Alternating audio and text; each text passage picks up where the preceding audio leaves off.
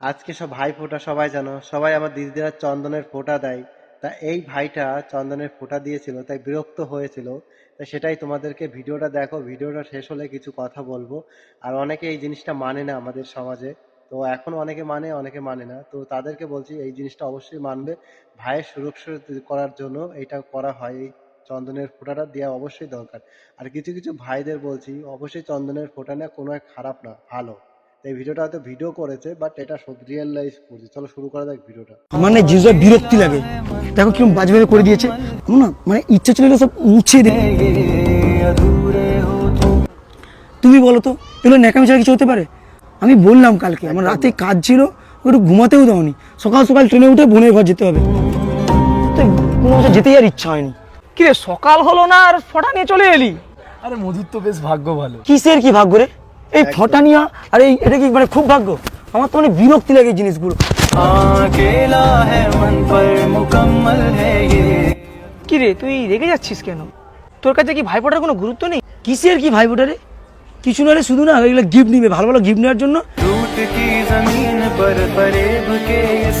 আমাদের বাংলায় প্রবাদ আছে, দাঁত থাকতে কেউ না দাঁতের মর্ম দেয় না। তুই কি বলতে চাইছিস? আমার তো মনে হয় আমার নিজের বোন না থাকলেই।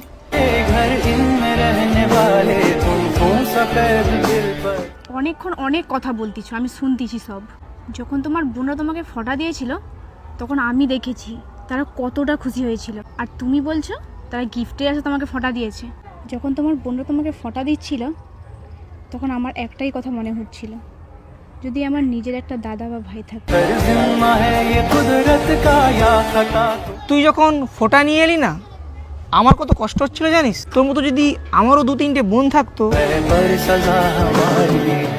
লাস্ট 2 বছর আমার দিদি বোম্বে থাকায় আমি ফোঁটা পাইনি, আর তোর থেকেও তুই মূল্য দিস।